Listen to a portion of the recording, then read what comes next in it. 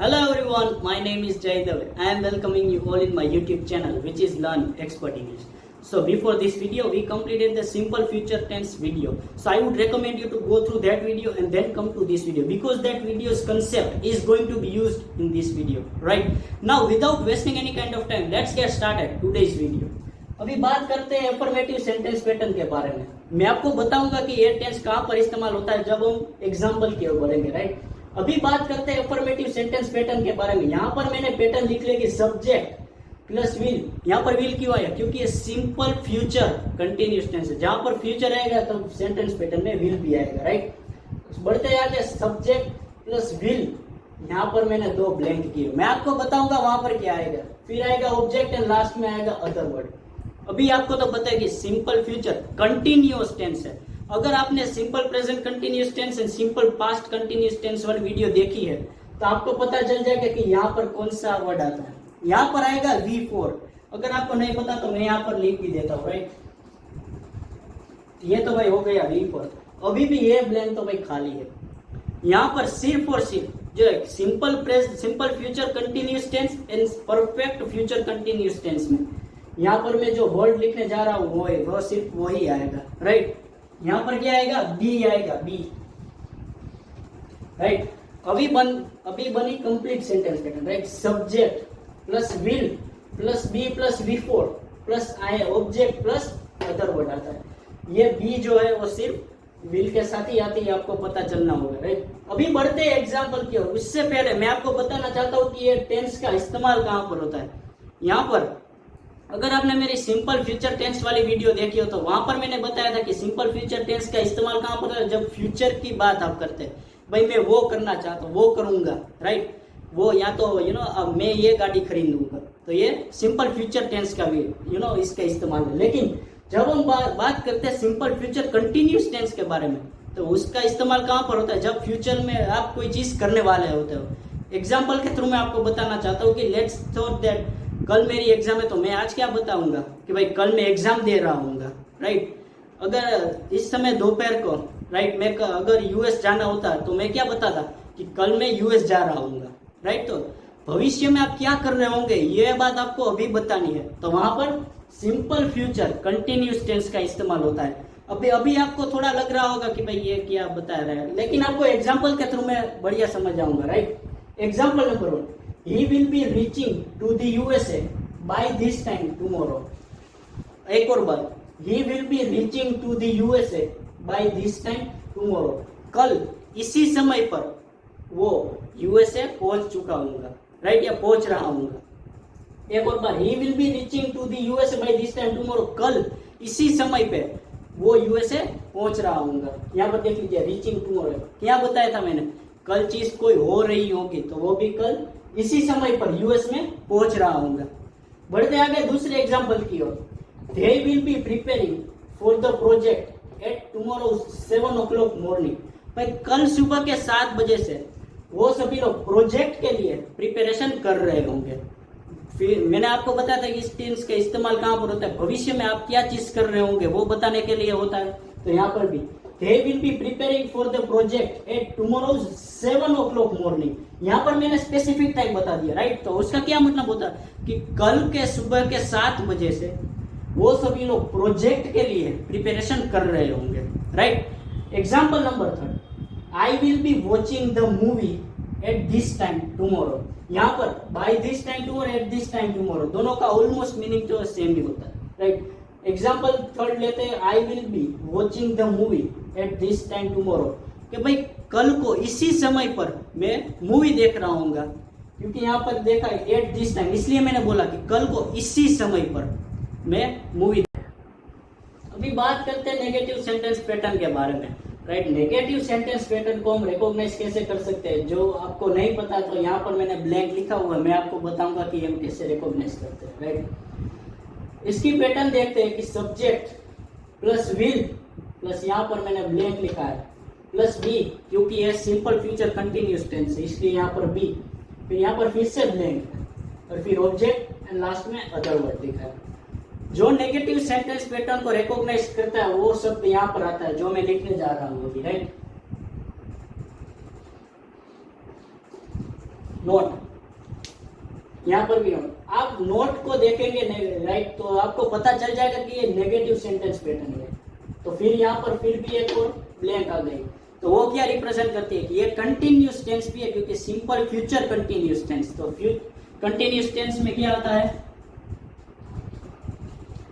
V4, right. तो अभी उसकी सेंटेंस पैटर्न पे एक नजर डालते हैं कि subject plus will plus not plus be plus V4 plus object and last में अदर वर्ड। बात करते हैं एग्जांपल नंबर 1 की। He will not be playing chess at this time tomorrow, कि भाई कल वो इसी समय पर चेस नहीं खेल रहा होगा, राइट। बात करते हैं हमारे दूसरे एग्जांपल की ओर। They will not be sleeping till late on Sunday, कि भाई रविवार को वो देर तक सो नहीं रहे होंगे, राइट। एक और बार ले लेते हैं, right. They will not B, और यहाँ पर हमें यहाँ पर इतना बड़ा नहीं लिखना, विल नॉट नहीं लिखना होता, तो हम सिंपली ये लिख सकते हैं, तो वो भी विल नॉट को ही रिप्रेजेंट करेगा, राइट। इसका वॉन्ट हमने ऐसे पढ़ा, they won't be sleeping till late on Sunday, कि भाई रविवार को वो देर तक सो नहीं रहे होंगे। Won't is equal to will plus not. हमें इतना नहीं बड़ा लिखना होता तो हम वॉन्ट भी लिख सकते हैं, ये थोड़ा अच्छा भी लगता है, राइट। तीसरा एग्जाम्पल, आई शेल और विल, राइट। यहाँ पर एक बढ़िया रूल है कि आई के साथ आप शेल भी इस्तेमाल कर सकते हैं और विल भी इस्तेमाल कर सकते हैं, दोनों का मीनिंग सेम ही होता है, लेकिन ये रूल सिर्फ आई के लिए है कि आई के साथ एंड वी के साथ भी आता है, राइट। आई शेल और विल भी लिख सकते हैं, लेकिन ज्यादातर हम शेल ही लिखते हैं, लेकिन फिर भी यहाँ पर मैंने ओब्लिक करके शेल और विल दोनों लिख लिया, राइट। आई विल गलत नहीं होगा, लेकिन आई शेल भी गलत नहीं होता है, सिर्फ शेल जो है वो आई के साथ और वी के साथ ही आता है। सो आई शेल और will not B preparing for my exams on Monday, मैं सोमवार से मेरी एग्जाम्स के लिए प्रिपरेशन नहीं कर रहा हूँ, राइट। अभी बात करते हैं इन्वर्जन सेंटेंस पैटर्न या इंट्रोगेटिव सेंटेंस पैटर्न के बारे में, राइट। यहाँ पर मैंने पैटर्न लिखी हुई है, यहाँ पर ब्लैंक लिखा, फिर सब्जेक्ट प्लस फिर से blank plus V4 plus object plus other word, और यहाँ पर भी ब्लैंक, तो यहाँ पर 3 जगह पर मैंने ब्लैंक लिखी। अगर आपने मेरा सिंपल प्रेजेंट कंटिन्यूस टेंस वाला वीडियो देखा होगा, तो उसमें इंट्रोगेटिव सेंटेंस या इन्वर्जन सेंटेंस पैटर्न में स्टार्टिंग मैंने एम इज आर के साथ स्टार्ट किया था, राइट। अगर आपने पास्ट कंटिन्यूस टेंस वाला वीडियो देखा होगा, तो वहां पर भी इंट्रोगेटिव सेंटेंस पैटर्न में मैंने वोज वेयर के साथ स्टार्टिंग किया होगा। तो यहाँ पर किसके साथ स्टार्टिंग होगा, राइट। यहाँ पर विल आएगा स्टार्टिंग में, मैं यहाँ पर लिख दे रहा हूँ, राइट। तो हमें स्टार्टिंग का अक्षर तो भाई मिल गया कि भाई फर्स्ट ऑफ ऑल स्टार्ट हमेशा इंट्रोगेटिव सेंटेंस पैटर्न में सिंपल फ्यूचर कंटिन्यूस टेंस में विल के साथ होता है प्लस सब्जेक्ट। फिर यहाँ पर क्योंकि आपको पता है कि सिंपल फ्यूचर कंटिन्यूस टेंस है, तो उसके साथ हम क्या बी भी इस्तेमाल करते, तो बी भी लिख देता हूँ, राइट। तो वहां पर हमें दूसरा भी मिल गया कि यहाँ पर क्या बी आता है, राइट। अगर आप ये पैटर्न देखेंगे, will plus subject plus be plus V4 plus object plus other word, तो यहाँ पर क्यों क्वेश्चन है, यहाँ पर भाई क्यों ब्लैंक आता है। तो अगर आपको नहीं पता कि इन्वर्जन सेंटेंस पैटर्न को हम कैसे रिकॉग्नाइज करेंगे, तो वो क्वेश्चन मार्क से, अगर आपने वो नहीं लिखा, राइट, तो आपका मार्क कट सकता है, इसलिए यहाँ पर ये ब्लैंक में क्वेश्चन मार्क भी होता है। तो ये कंप्लीट सेंटेंस पैटर्न होती है सिंपल फ्यूचर कंटिन्यूस टेंस में इन्वर्जन सेंटेंस पैटर्न के बारे में। Will plus subject plus be plus V4 plus object plus other word plus question mark. अगर आपको अभी भी नहीं पता कि V4 को किसे क्या कहते हैं, राइट, तो मैंने सिंपल प्रेजेंट कंटिन्यूस टेंस में उसके बारे में डिटेल में आपको बताया, उसके रूल्स भी मैंने बता कर रखे। Even simple past continuous tense में भी इसके बारे में थोड़ा बहुत मैंने बताया रहा है, राइट। इसलिए यहाँ पर मैं आपको नहीं बताऊंगा कि V4 किसे कहते हैं। बढ़ते आगे हमारे एग्जाम्पल नंबर 1 में, right. Will she be watching TV, क्या वो टीवी देख रही होगी। हमने क्या बताया था कि भविष्य में क्या चीज हो रही होगी, इसके बारे में हम बता रहे हैं अभी। तो सेम है यहाँ पर, will she be watching TV, क्या वो टीवी देख रही होगी। यहाँ पर फिर से आपको बताया वॉचिंग क्या है, V4 है, राइट। और यहाँ पर क्वेश्चन मार्क करना आपके लिए इंपॉर्टेंट है, क्योंकि अगर आपने क्वेश्चन मार्क नहीं किया तो आपका मार्क भी कट सकता है। भाई बढ़ते आगे दूसरे एग्जाम्पल की ओर। Will it be raining all the day tomorrow, क्या कल पूरा दिन बारिश गिर रही होंगी।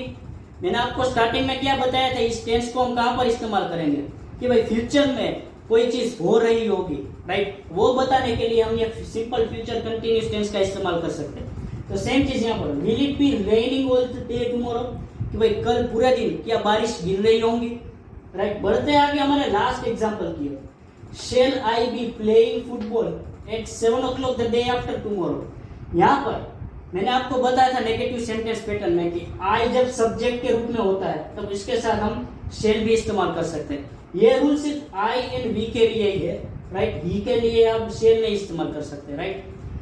आई शेल भी करेक्ट होता है, आई विल भी करेक्ट होता है, लेकिन ज्यादातर लोग अंग्रेजी लिखते समय शेल इस्तेमाल कर सकते हैं, राइट। तो shall I be playing football at 7 o'clock the day after tomorrow, इसका ये हिंदी में मतलब होता है कि परसों के 7 बजे मैं क्या फुटबॉल खेल रहा हूँगा, राइट। सेम वे मैंने आपको बताया था कि भविष्य में कोई चीज हो रही होगी वो बताने के लिए हम सिंपल फ्यूचर कंटिन्यूअस टेंस का इस्तेमाल कर सकते हैं। तो सेम चीज यहाँ पर भी हुई, क्या भाई परसों के 7 बजे क्या मैं फुटबॉल खेल रहा हूँगा, राइट। इसी के साथ हमने ये सिंपल फ्यूचर कंटिन्यूअस टेंस वाला भी वीडियो खत्म कर लिया। अगर आपको कोई भी क्वेश्चन आ रहा है सिंपल फ्यूचर कंटिन्यूअस टेंस में तो आप कमेंट सेक्शन में मुझे बता सकते हैं, मैं आपको आंसर कर दूंगा, right. If you like this content then like this video, share this video with your friends and consider subscribe my channel in order to get the everything regarding English and communication skill. So we will meet in the next video. Thank you.